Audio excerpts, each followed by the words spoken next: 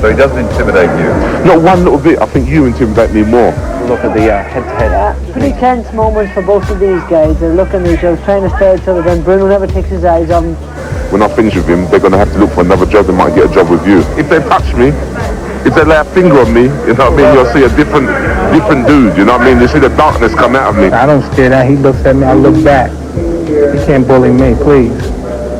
I see myself knocking out Mike Tyson, spectacularly knocking him out.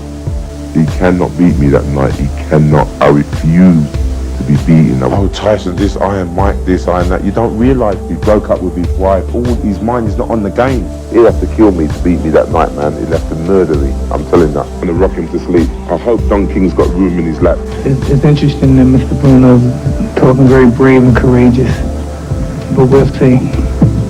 You see the darkness come out of me. Eventful days have passed in his life since the 91-second destruction of Michael Spinks, and Tyson dispenses with the towel with the hole in the middle of it and comes toward the ring in his typical fashion. I can hardly think of an American athlete who would get that kind of loyal following. But one of the interesting things about that loyal following is that many of them are betting against Tyson. He is undefeated in his professional career. 35 wins, 31 KOs. He is the undisputed heavyweight champion of the world, Iron Mike Tyson.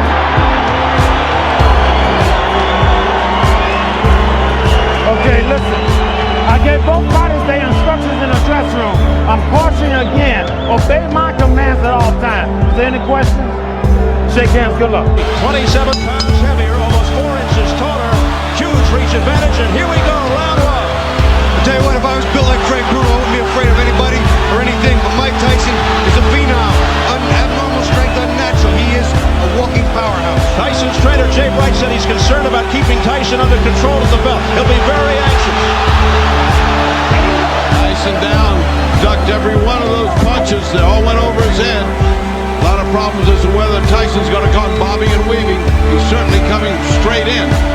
Like that. Every time. Every time he comes in, he's going to hold. He's not going to let Mike do what Mike wants to do on the inside. A straight right hand there by Mike Tyson. Nice right hand by Tyson. And some explanation from Mills Lane to keep their heads off.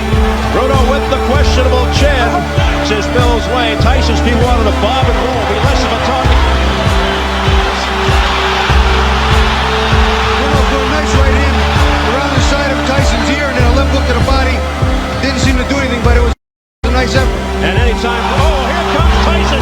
Tyson with a combination with 20 seconds left in round one. He got Bruno's attention, wobbled Bruno with that punch. This is what I mean. If he makes a mistake early, you can't fix a chin. It was never great to begin with. A left hook by Tyson, but Bruno comes forward. 7 seconds to go in the round. Bruno in bad trouble there. All he needed was one more good shot. He'd have been gone.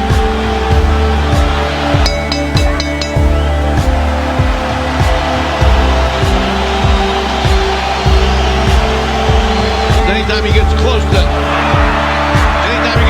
Tyson, he holds. I guarantee you.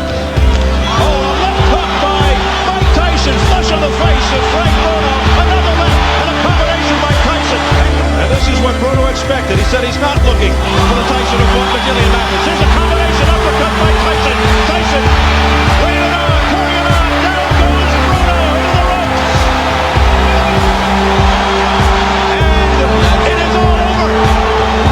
It is all over here in round 3. Yeah, I fought in front of Mike Tyson. When I was young, I know what it's like to be when you got to fight so hard because you felt deep in your heart that you were behind and you had to win that round. That's a horrible feeling to have, you know. That's a horrible feeling to have to fight under. So you have to remember never to ever put yourself in that position because you put yourself in that position. Don't put yourself in that position, you know what I mean, by accident. Don't be in there on purpose, you know. Don't put that, actually, this is where I'm going to put myself in. But I know that after every fight is a learning experience. I'm sure you're going to critique yourself later when you watch the tapes and stuff, you know. And every win, regardless of good or bad one, it gives you more confidence, you know. More confident. Thank you, Tyson. More confident. Thank you, Tyson. What he did today, that was fighting today, because fighting is endurance. The guy knocking the guy out in 10 seconds, that's not fighting. That's beating him to the punch. You know what I mean? But when you're putting in that time and you guys are fighting, you're thinking, and you're like in the last round, what you were desperate the last round and you wanted to win. You never feel desperate because you make mistakes. You know what I mean? You never make mistakes. Always feel you're ahead and always just do your job. It's concentrating on what you're doing and never let your feelings get involved. You know, they say never let your feelings get involved, but I'm so emotional. You know what I mean? That's just who I am. I'm an emotional guy, and that's just where I get my passion from. What I've learned late in life that you can change your mind or your life whenever you want to. You could turn into a jerk today. You say, I'm gonna be a jerk for the rest of my life. We're all fighters here, but we fight for a living, but that's not who we are. We're playboys, we're gangsters, we're tough guys. We can be whatever we want now. We got money. We can do that. Fighting is a sport. If you're not humble, it's gonna bring humbleness to you. That's why fighting is fun. You know, fighting's not fun when you're getting hit all the time.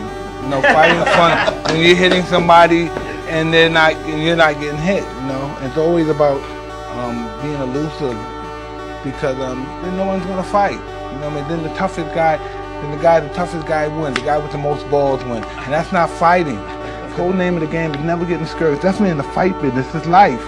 Fight is the greatest implement of life because it's constant. You constantly have a fight. There's always another battle. You know, so you always have to be prepared, just like in life.